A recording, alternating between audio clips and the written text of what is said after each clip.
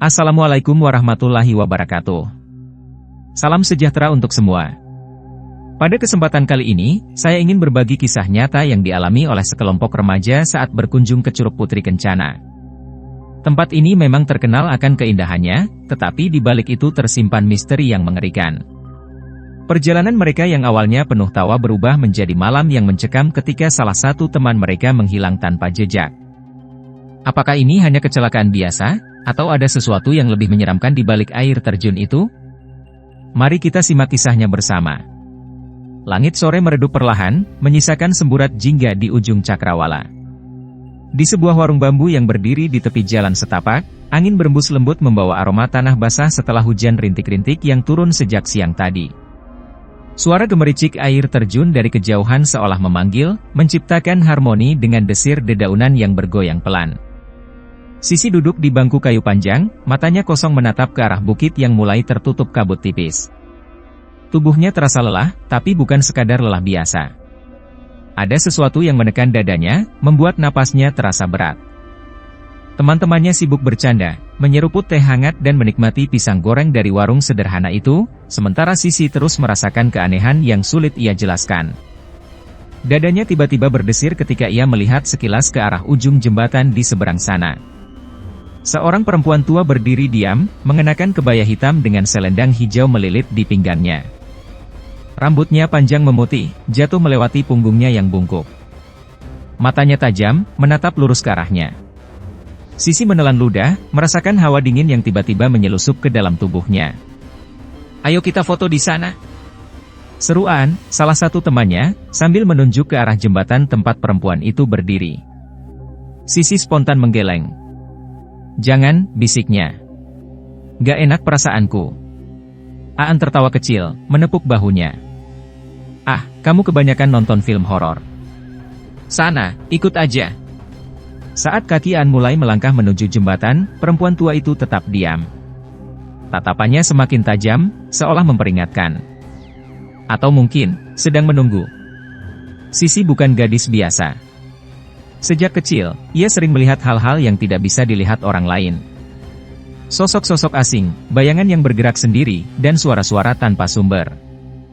Awalnya, ia mengira itu hanya imajinasi atau keisengan pikirannya sendiri. Tapi semakin dewasa, semakin jelas bahwa apa yang ia alami bukan sekadar bayangan. Saat masih SD, Sisi sering melihat orang-orang berpakaian compang-camping dengan wajah pucat dan mata kosong. Mereka berdiri di sudut-sudut ruangan, di pinggir jalan, atau di halaman rumah tetangga saat malam tiba. Namun, karena pikirannya masih polos, ia mengira mereka hanya orang-orang biasa yang tersesat atau gelandangan yang kebetulan lewat. Hingga suatu hari, ia menunjuk ke salah satu sosok itu saat berjalan dengan ibunya. "Bu, kasihan orang itu. Kok bajunya robek-robek gitu?" tanyanya polos. Ibunya menoleh ke arah yang ditunjuk Sisi, lalu wajahnya langsung berubah pucat. Ia menggenggam tangan Sisi erat dan berjalan lebih cepat. "Jangan lihat ke sana. Itu nggak ada apa-apa," bisiknya tegang. Sisi tak mengerti. Bagaimana bisa ibunya tidak melihatnya? Padahal, orang itu jelas-jelas ada di sana, berdiri di bawah lampu jalan yang temaram. Tapi sejak saat itu, ia mulai menyadari bahwa tak semua yang ia lihat bisa dilihat orang lain. Saat SMP, pengalaman ganjilnya semakin sering terjadi. Pernah suatu malam, ketika ia berjalan pulang dari rumah temannya, ia melihat sosok tinggi besar di tengah lapangan sepi. Tubuhnya ditumbuhi bulu hitam pekat, matanya merah menyala, dan giginya bertaring panjang. Sosok itu berdiri diam, menatapnya dari kejauhan.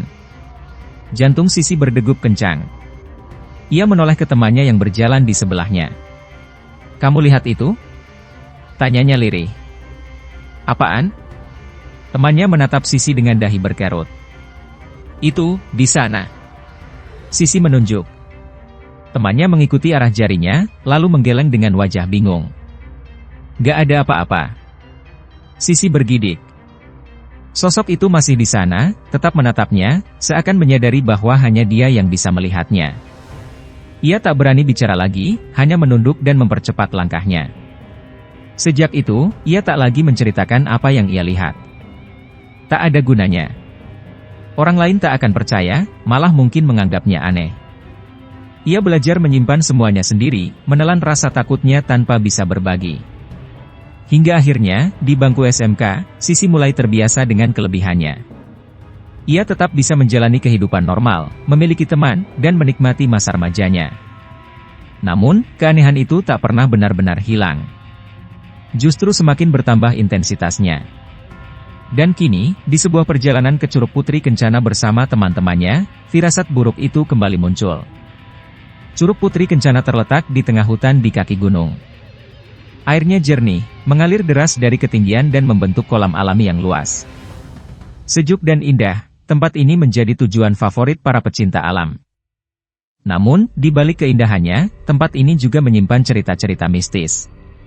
Warga sekitar percaya bahwa curug ini dihuni oleh sosok Putri Kencana, seorang perempuan dari kerajaan gaib yang konon sering menampakkan diri. Ada yang mengatakan bahwa ia adalah arwah seorang putri dari zaman kerajaan yang bertapa di sana. Ada pula yang percaya bahwa ia adalah jin penunggu yang menguasai tempat itu. Yang pasti, banyak orang yang mengaku pernah melihatnya, entah sebagai sosok perempuan anggun berbaju kebaya, atau sebagai bayangan samar yang bergerak di antara pepohonan. Sisi tidak begitu percaya pada mitos-mitos semacam itu. Ia lebih memilih mengabaikan cerita-cerita rakyat yang berkembang. Tapi kali ini, ia tidak bisa mengabaikan apa yang ia lihat. Di ujung jembatan, perempuan tua berkebaya hitam itu masih berdiri. Rambutnya panjang memutih, matanya tajam mengawasi. Seakan menunggu sesuatu. Atau seseorang. Dan Sisi bisa merasakan, bahwa perempuan itu sedang menunggunya. Biar makin seru, yuk subscribe dulu. Cerita menarik lainnya sudah menunggu. Sisi berdiri kaku di tempatnya. Matanya terpaku pada sosok perempuan tua berkebaya hitam di ujung jembatan. Nafasnya tercekat, dadanya terasa sesak seolah ada sesuatu yang menekan. Ia ingin berpaling, ingin mengabaikan sosok itu, tapi ada sesuatu yang membuatnya tak bisa mengalihkan pandangan. Kok malah bengong? Ayo sini foto bareng. Seru Aan sambil menarik tangan Sisi. Sisi tersentak dari lamunannya.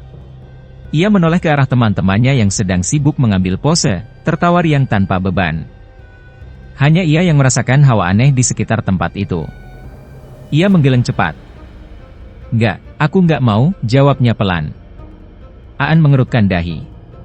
Kenapa? Takut? Ayolah, enggak ada yang aneh di sini. Biasa aja, kan? Sisi menatapnya dengan ragu. Haruskah ia bilang bahwa ada perempuan tua di ujung jembatan yang sejak tadi menatap mereka? Tapi, ia tahu jawaban Aan.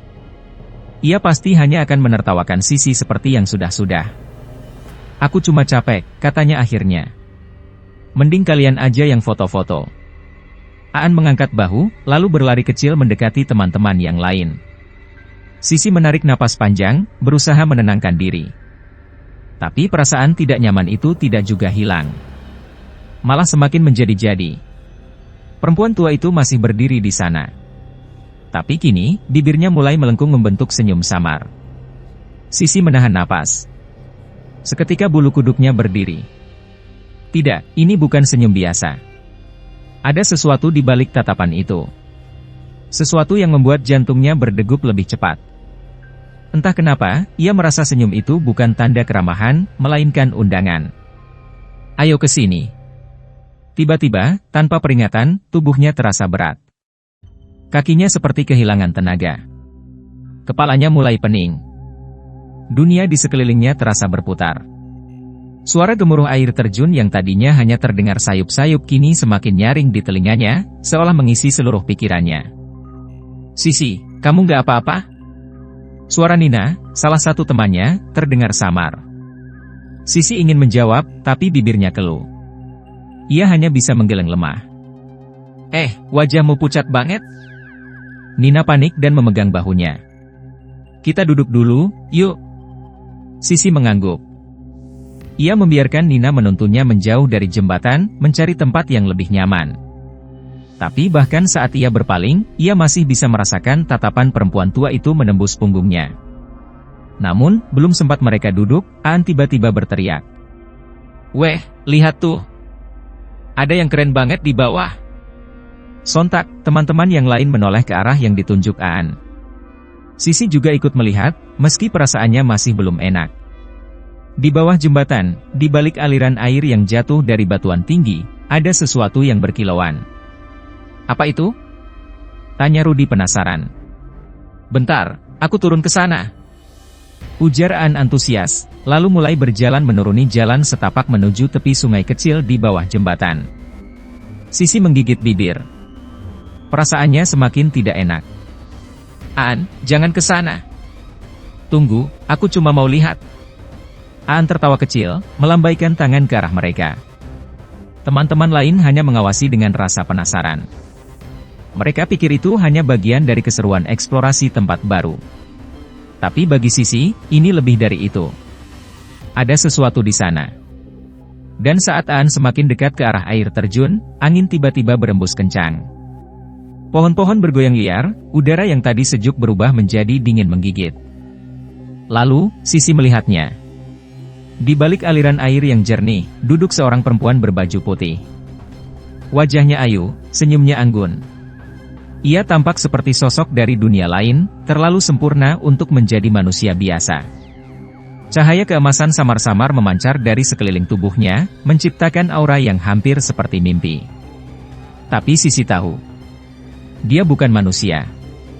Dan Aan, yang kini berdiri di tepi sungai, menatap sosok itu dengan mata berbinar. Senyum perempuan itu melebar.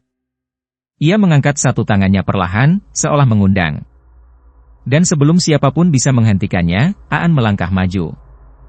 Langkah pertama. Langkah kedua. Lalu. Aan, jangan! Sisi berteriak. Tapi terlambat. Aan terpeleset di atas batu licin dan jatuh ke dalam air. Air yang tadinya jernih tiba-tiba berubah menjadi gelap pekat. Suara tawa halus terdengar bergema, bercampur dengan jeritan teman-temannya.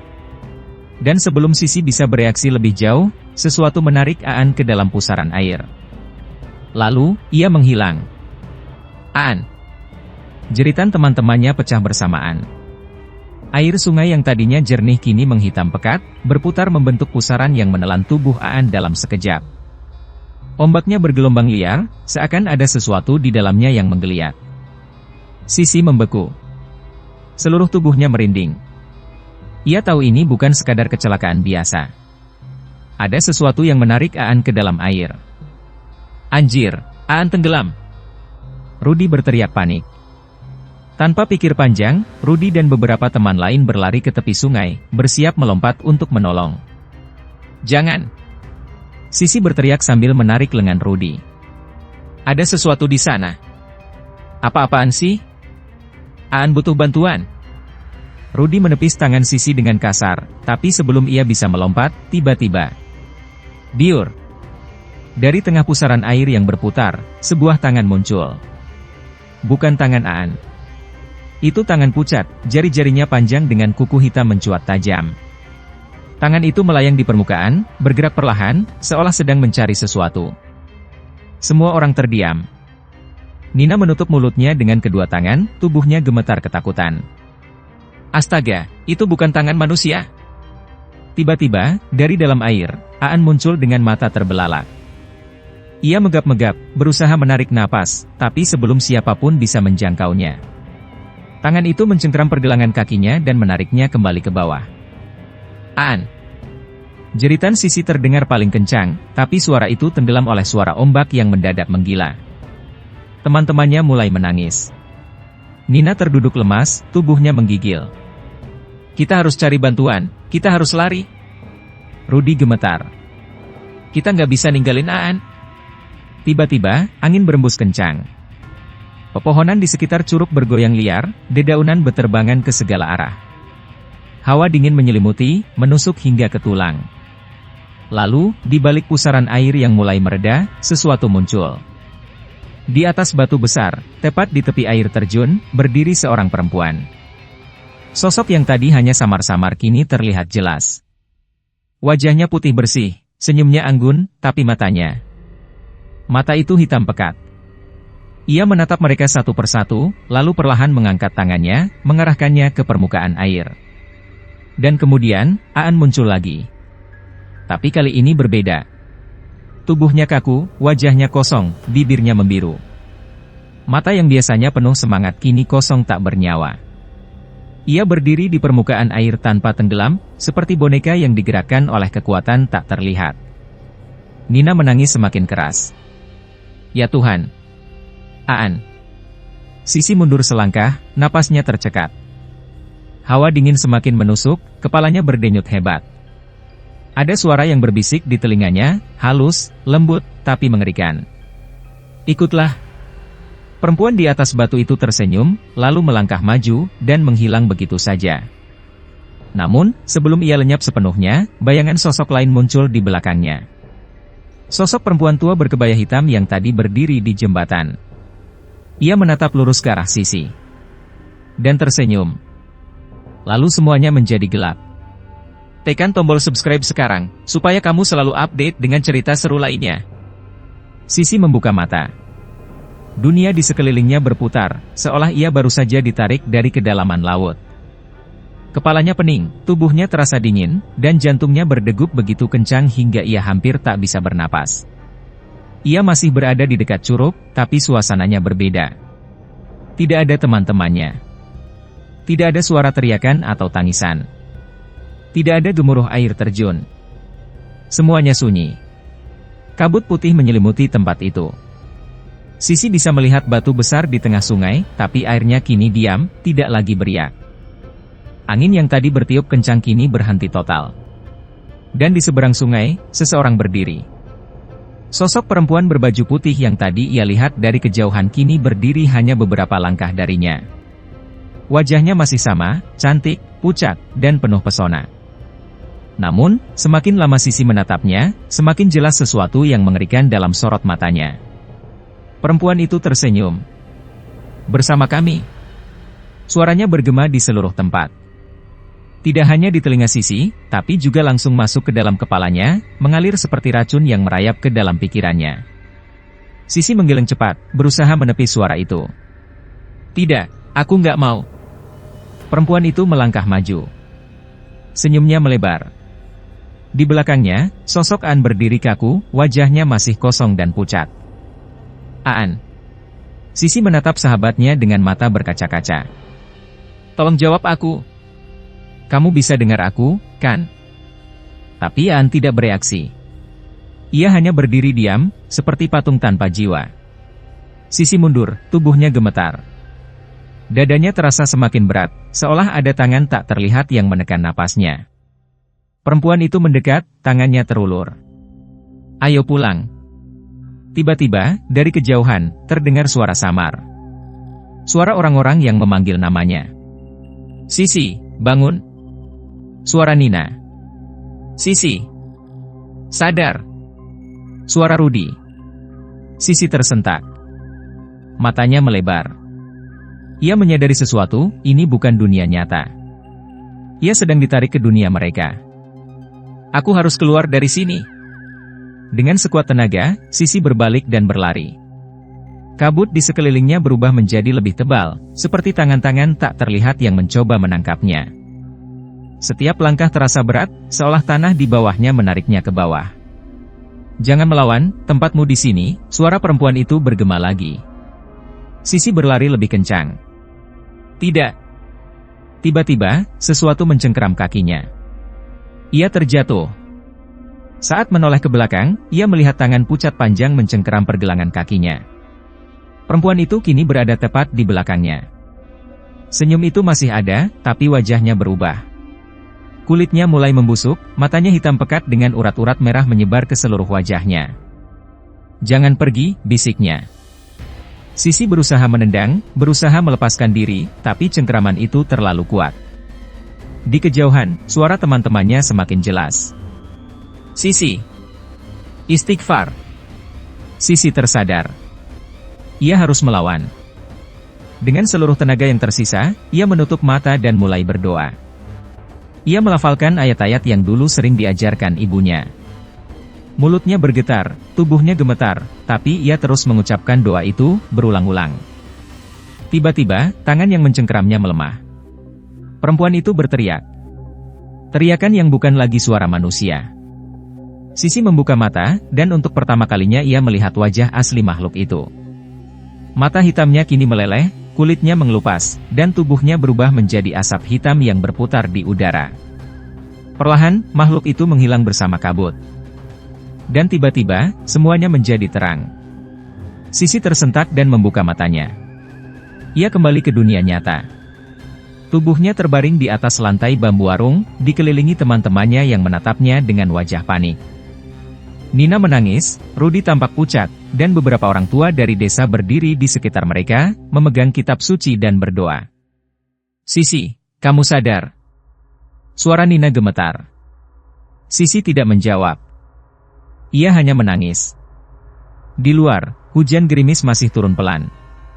Dan di seberang jembatan, samar-samar, sesosok perempuan tua berkebaya hitam berdiri. Menatapnya. Tersenyum. Dan menghilang dalam kabut. Sisi masih terbaring lemah di lantai bambu warung. Napasnya tersengal, tubuhnya menggigil meski beberapa orang sudah menyelimutinya dengan kain tebal. Kepalanya terasa berat, seakan masih ada sesuatu yang menahannya di ambang kesadaran. Tapi satu hal yang ia tahu pasti, ia sudah kembali. Di sekelilingnya, teman-temannya masih menatap dengan wajah penuh kecemasan.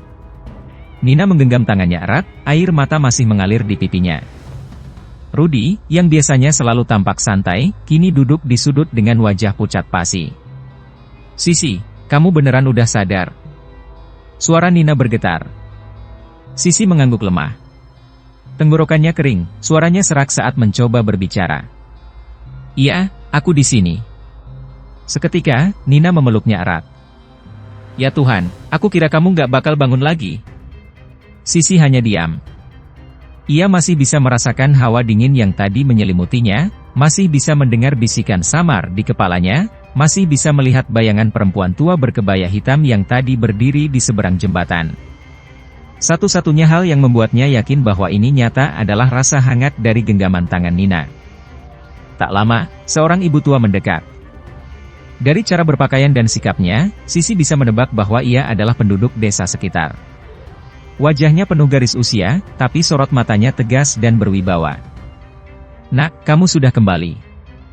"Alhamdulillah," katanya lembut. Sisi menoleh, menatap ibu itu dengan mata nanar. "Apa yang sebenarnya terjadi, Bu?" Ibu itu menarik napas panjang sebelum menjawab. "Kamu hampir dibawa ke dunia mereka, Nak. Ke dunia yang tidak bisa kita lihat dengan mata biasa." Nina dan Rudy saling bertukar pandang. Sementara Sisi, meski lelah, sudah menduga jawaban itu. "Perempuan itu?" Sisi berbisik. "Yang ada di atas batu, siapa dia?" Ibu itu diam sejenak, lalu menatap Sisi dengan sorot penuh pemahaman. "Dia adalah penunggu curug ini. Sebagian orang menyebutnya Putri Kencana, sebagian lagi menyebutnya sesuatu yang lebih tua, lebih berbahaya. Yang jelas, dia bukan manusia seperti kita." Jantung Sisi berdegup kencang. Ibu itu melanjutkan, "Setiap beberapa waktu, selalu ada orang yang tiba-tiba hilang di curug ini. Beberapa jasad ditemukan mengapung setelah beberapa hari, tapi beberapa lainnya, tidak pernah ditemukan." Nina menutup mulutnya, terisak ketakutan. "Yang terjadi tadi, kamu hampir menjadi salah satu dari mereka, Nak," lanjut ibu itu. "Tapi beruntung teman-temanmu bertindak cepat. Mereka memanggil namamu, membacakan doa, dan tidak membiarkan jiwamu terseret sepenuhnya ke dunia mereka." Sisi menelan ludah. Bayangan perempuan itu masih melekat jelas di kepalanya, tatapan hitamnya yang kosong, senyum misteriusnya yang seolah tak akan pernah hilang. Tapi ada satu hal yang lebih membuatnya takut. "Aan," suaranya gemetar saat menyebut nama itu. Semua orang terdiam.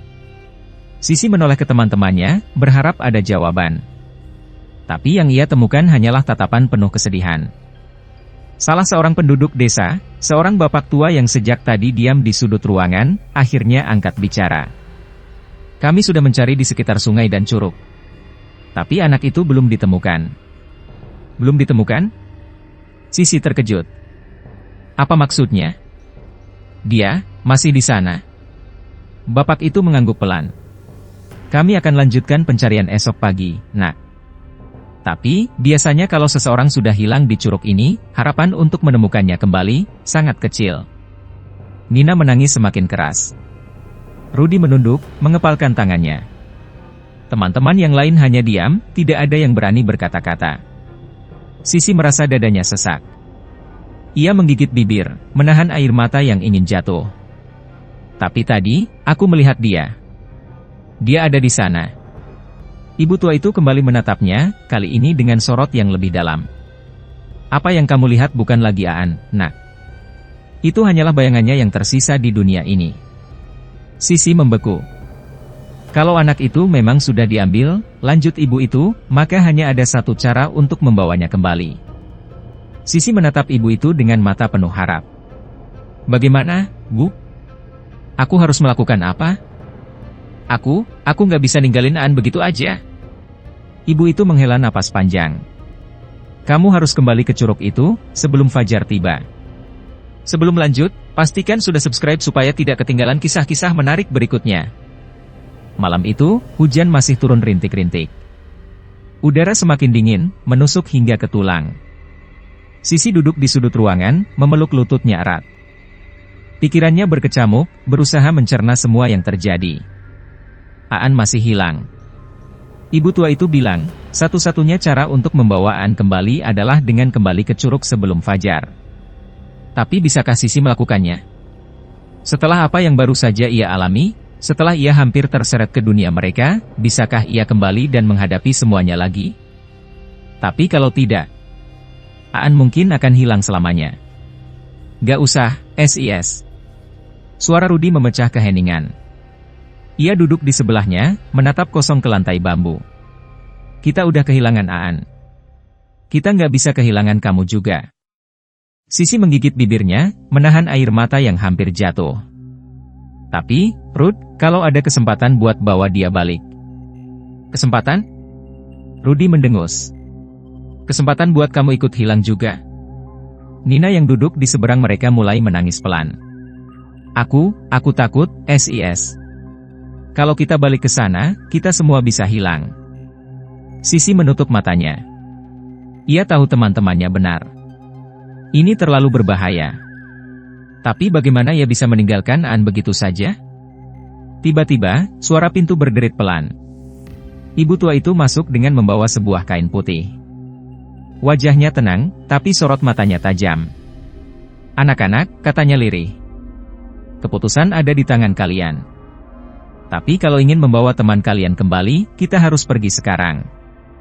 Sisi menatap ibu itu, lalu menoleh ke teman-temannya. Rudy menunduk dalam, rahangnya mengeras. Nina menggeleng cepat, air mata masih mengalir di pipinya. Teman-teman lain pun sama, tak ada yang berani. Sisi menarik napas panjang. Ia sudah tahu jawabannya. Aku ikut, katanya mantap. Rudy langsung menoleh, menatapnya tidak percaya. Sisi, jangan gila. Aku nggak bisa ninggalin Aan, Ruth. Sisi berdiri, suaranya mantap meski hatinya gemetar. Kalau ada sedikit saja harapan buat bawa dia balik, aku mau coba. Ibu tua itu mengangguk pelan. Baik. Kita berangkat sekarang. Tanpa menunggu jawaban lain, Sisi mengikuti ibu itu keluar dari rumah. Malam semakin larut, gerimis makin deras. Di belakangnya, Rudy mengepalkan tangan. Sial, kalau gitu, aku ikut. Nina mendongak, wajahnya penuh ketakutan. Ruth, jangan. Tapi Rudy sudah berdiri. Kalau dia nekat, aku nggak bisa tinggal diam. Nina terisak. Kalau begitu, aku juga ikut. Satu persatu, teman-temannya berdiri.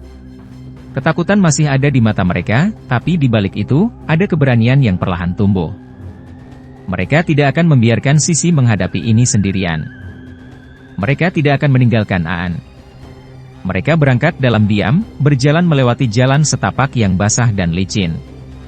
Curug Putri Kencana masih jauh di depan, tersembunyi dalam kegelapan. Di kejauhan, suara gemuruh air terjun kembali terdengar. Dan di antara bayangan pepohonan, sesosok perempuan tua berkebaya hitam berdiri diam, menatap mereka dengan senyum samar. Menunggu. Demikianlah kisah ini berakhir. Apa yang dialami Sisi dan teman-temannya menjadi pelajaran bahwa tidak semua tempat bisa dijelajahi dengan bebas, apalagi yang memiliki sejarah kelam. Terkadang, kita tidak sadar telah memasuki wilayah yang bukan milik kita. Jika suatu tempat menyimpan aura yang terasa janggal, jangan abaikan firasat itu. Semoga cerita ini bisa menjadi pengingat bagi kita semua untuk selalu berhati-hati. Wassalamualaikum warahmatullahi wabarakatuh.